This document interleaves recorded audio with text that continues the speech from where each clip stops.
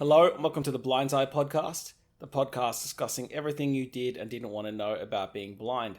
My name is Connor, and today we're going to be talking about blind dating, or dating while blind, because it's a subject I often get asked about, and there's a few things there we can go into. So I thought it would be good to talk about, I guess, the different perceptions people have, how it works in terms of actually trying to find dates or go on dates and all the stuff in between, really. So let's get going.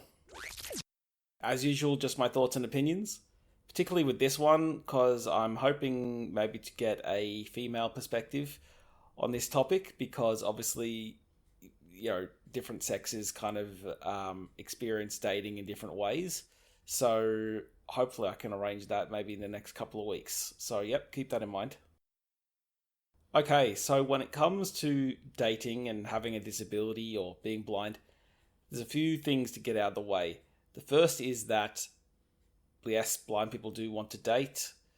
Blind people want to have sex. Blind people have kinks, just like any other disabled people do. If there's something out there that the, quote, able-bodied, even though I hate that term, community can do, there's a good chance the disabled population is either doing it or equally wanting to do it. There's generally, from the parts that I know about it, generally there's no stopping anybody as long as you just kind of get creative and work things out and you have an understanding person or people, if that's what you're into, with you. The other big thing is, I guess, this idea that if you have a disability or if you're blind, then you can't be shallow or you can't have your preferences like maybe other people would have. And that's definitely not true. I don't know of anybody who is kind of like, well, I'm blind, so I'll just take whoever. I just don't think that's really the case, because everybody goes, well, okay, there's a smell, or you hug the person, or you might feel their skin, or the way they talk, or their height. Now, all these things, yes, they might be petty in some ways, or they might be preferences, but that's exactly kind of the same sort of stuff that goes on in the wider community that isn't disabled. So I guess that tendency to think that you must be a more open-minded human being just because you can't see or you have a disability may be the case in some ways, but I'd hate for people to take a generalized view of it and think, well, that must mean we can't be shallow or anything like that, because it's definitely not true in my own experience and of people that I know. All right, so when it comes to actually meeting people, especially face-to-face, I find this quite hard, and it can be quite hard when you can't see, because of several key, unfortunately important reasons. The first is, if I'm at a bar or if I'm at a party or out and about, I can't see if a girl catches my eye, because she's not going to catch my eye. And I can't walk up to her and ask her for her number or have a chat with her. So I automatically don't know that somebody is there to try and instigate a conversation and see if anything kind of happens. I used to actually, when I was a bit younger, try and flip this by wearing interesting icebreaker t-shirts. So I thought that'd be a quirky way to get people to come to me. Not even particularly just girls, but like, especially if I was out somewhere and, you want to meet new people. So I'd wear interesting kind of t-shirts that might have funny phrases on it, or kind of to show that I wasn't taking myself too seriously, because there can be the tendency for people to think, oh, he's blind. What do I say? What can I say? So, for example, I had a shirt that used to say, "How about a blind date?" And it was my way of, I guess, breaking the ice. People would come over and say, "Hey, like your shirt, it's hilarious." Or it was a way of also showing, that I wasn't taking myself too seriously. And then that's my in. I could say, "Hey, okay, cool, how are you? Like, do you want a drink?" And guys or girls, it was just a good way of meeting people. But it was getting them to come to me because I couldn't necessarily go to them. It's particularly hard as well when in our culture it's kind of assumed the man makes those kinds of moves. I know there are women out there who will do that, but it still is much more dominant that the expectation is on the fella to almost state his claim or to go over and say, hey, I'm interested. Like, and that's where it really gets tricky, because if you can't do that, you automatically feel like you're not in the picture, and like you can't provide some kind of base level function of what it is supposed to be like an attractive man. And I know that some of that is just stereotype macho bullshit, but it gets pumped into your head from such a young age that it does linger with you, and you kind of think, well, who'd want this when you can't even do something like that? So these things kind of mess with your head, and that's the last thing you need when you're trying to date. The biggest issue is body language and flirting, because flirting is essentially everybody's way of showing interest with enough plausible deniability to not feel absolutely rejected when things don't go our way. You know, it's easier to give a sly smile or keep eye contact or something, and then nothing happens without you looking like a total jackass because you've gone all in. So that's what flirting is. But flirting can be subtle even when you can see. So when you can't see, it's can be sometimes non-existent.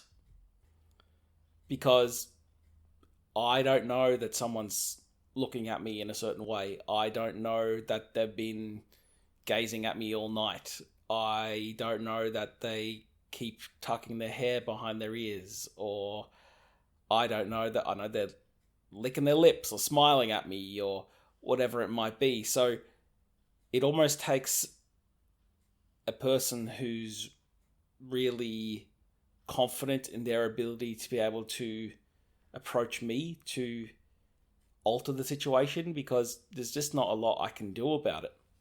At least that's how I feel. It's kind of a little bit like this, where just say I'm out somewhere and I've been talking to somebody and we're moving to somewhere, and she might grab me around the waist and we're moving off and she's kind of close. And I've had it happen plenty of times. I'm like, oh, okay, she seems comfortable in my personal space. I don't mind this. But then it just turns out that she's like looking out for me and she's being a little bit closer because I can't see.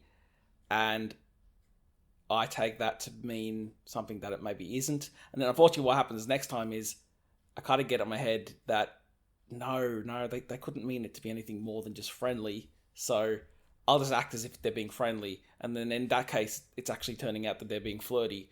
And look, I know it's not just me. It's not just people who are blind who have to deal with this kind of crap. But it's an extra layer of just obstacle to have to navigate through, because people are like, oh, well, why did you get a girlfriend? What? And you're like, well, first I have to uncover the hidden pathway through my own head and body language first, because it's just a horrible experience.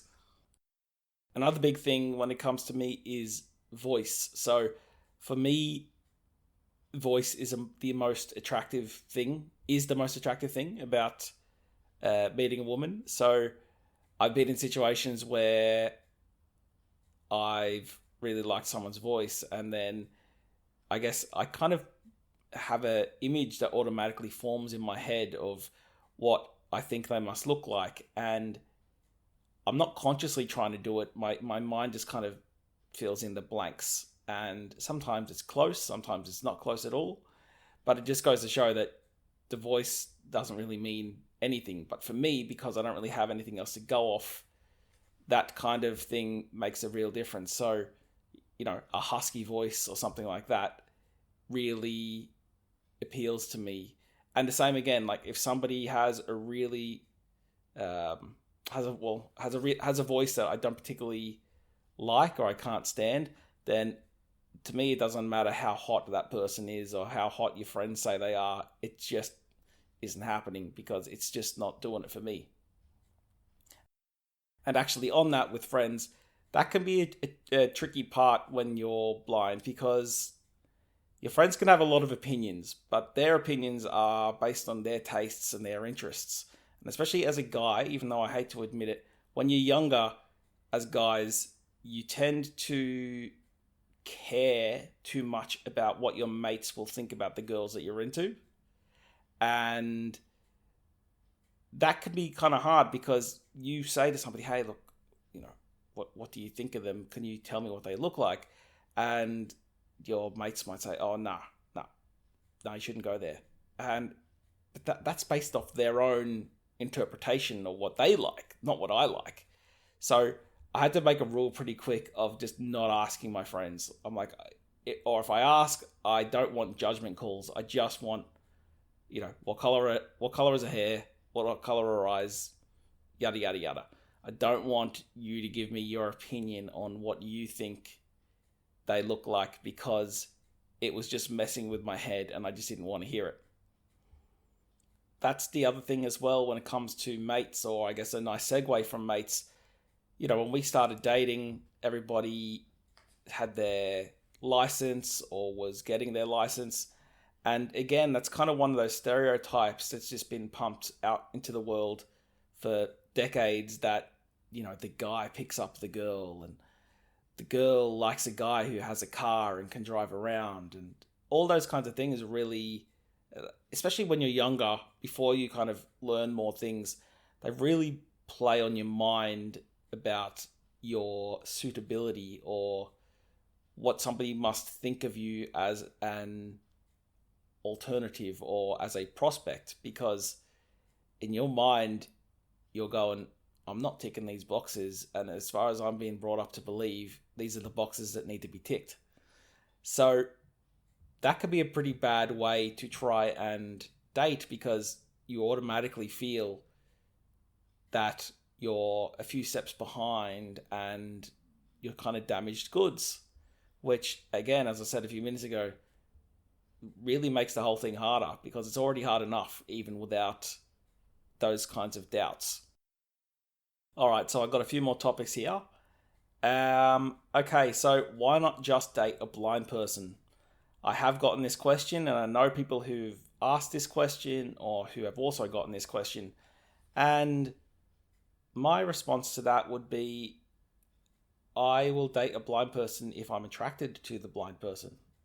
I'm not going to just do it because they'll have me. I don't particularly want to be with somebody who is also just so desperate for somebody that they'll have whoever comes along, because that's not really showing any self-respect to me or to them. And it's just kind of the same as, well, if you're black, well, why don't you just date a black person? Or if you're Aussie, why don't you just date an Aussie person? And it's kind of like, cool, like if it's your preference, do it. But why be put into a box just because of some arbitrary reason? Okay, so dating apps and websites. I use dating apps and websites. Thankfully, most of them are somewhat accessible to use either on the computer or on your phone. Not all of them. Some of them can be pretty tragic, especially the ones now that are kind of just based on looking at photos and swiping, because there's no text there to actually tell you anything, and obviously the images aren't going to tell you anything. But yeah, I have Tinder, I have Hinge, and another one called OkCupid. And for me, Tinder, it's like the biggest one in the world. I've deleted it and downloaded it so many times just out of annoyance, but also so many people are on there.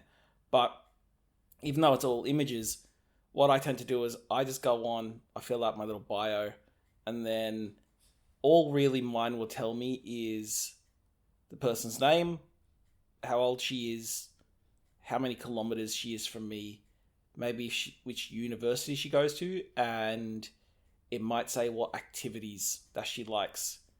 And obviously I don't get the images, so it's a real roll the dice. So for me, I just basically like the ones that sound good, and obviously I can't see their photos, so I have no idea. And then if we match, we'll have a bit of a conversation, and I'll just kind of make my judgment call from there, because I have no other way to do it. And I have spoken to girls and gone on a couple of dates with girls that way, but obviously, yeah, I can't really find out some things until I actually start speaking to the person. Whereas, I guess if you were using the app with your eyes, it's much easier to go, nah, not interested from, straight away. But that's why then I use this one, Hinge and OkCupid, because they have a bit more of a profile-based thing. So you have your photos and all that kind of stuff, but you have prompts to answer about yourself, and you can get a better idea of what the other person is into or what they're looking for or the way they live their life, and I'm able to do the same. And it's just a little less cutthroat than somewhere like Tinder. Now, onto the actual dates themselves, or date nights. So I'll give you a quick little rundown of some tips my friend gave me here, which is really useful if you're blind and trying to date. And then I'm going to tell you some of my dating stories. So my friend has this really good idea that you should always try and go to somewhere you have been before, in terms of somebody like myself. So I go to establishment I've been to before, because there's a good chance I'll know my way around it on my own, so I don't need assistance. It's a good chance the staff there will know who you are and will hook you up and help you out, and that looks good. And it also means you know what food is there, what drinks are available. You can make your own way to the bathroom. You can get there like straight away and leave when you want to. So there's a few things to unpack there. It's that idea that unfortunately you feel like you need to prove that you know what's going on and you've got a grip of things. And sometimes you do, sometimes you don't. But in the dating world, that can be the difference between somebody saying, "No, I don't think he's able to manage things enough," or whatever. So it's about giving yourself enough time to connect with that person and for them to see that, you know what, maybe I might have to do things a little bit differently, but I can still get them done. And it just means that the setting is less anxiety producing for somebody like myself. It means I can go to the bathroom without having to feel embarrassed about asking for assistance to get there. I don't need somebody to read out the menu to me, because some places the menus can be huge and cumbersome. You can just focus on actually getting to know one another rather than all this extra crap around. And it's also important to be able to turn up and leave on your own, because then it means you're not stranded. So if you're in a situation where it's not going well, you don't want to be in a situation where the person you're with is the person you're also helping or hoping that will help you get home or get to the bus stop or a taxi. Because sometimes dates just don't go well, or people have ulterior motives or whatever it might be. So that's a really important thing. And the same again with turning up on your own, because I guess it just shows something about yourself. It shows that you can turn up on your own. You don't need any assistance. You can make things on time. It just kind of bodes well, I think. But yeah, definitely the big one is being able to leave on your own, because nobody wants to get stuck with somebody they're really not clicking with, especially if things go wrong. Okay, so I went speed dating once, which was interesting. I went into the city and I convinced the guy who was running it. Usually, basically what would happen is the girls will sit down at desks and the guys rotate themselves. And he's like, "Look, man, it's cool. We'll just get the guys sit at the desks and the girls can rotate themselves." So that was handy. Now I didn't have to move from side to side and look like a moron trying to fumble around for the next person. But yeah, it was an interesting experience. So I think it was 13 dates in an hour or something like that. The hardest part was trying to remember who the hell I was speaking to, because everybody else had pieces of paper with names that they could say, yeah, I want to speak to that person again. Where here I was in between each chat, like dictating into my phone, Rebecca, yes, or something, So that was kind of weird. I'd imagine some of the girls are like, what the hell is he doing? Or, some of them I had the cane folded up on the table, and some of them be like, oh, like, what's the stick for? And you're like, oh, now I have to spend 6 minutes not only explaining that I'm trying to date, but that I'm also blind and you didn't know it beforehand. So, look, it was an experience. I'm glad I did it, but whether I do it again, I don't know. I also did Zoom dating when the coronavirus started, because obviously you couldn't really do things like that in person anymore. So this particular company had the same idea to do speed dating via Zoom. So you would just set yourself up in front of your laptop and they would put you into breakout rooms on Zoom and match you up for 3 or 4 minutes before moving you on. But I couldn't tell when somebody had entered the little room on Zoom, so I was just there going, hello, hello, hello, and just waiting somebody to say hey, and hoping I'm looking at the webcam. I got mum's help beforehand to make sure the webcam was actually looking at my face.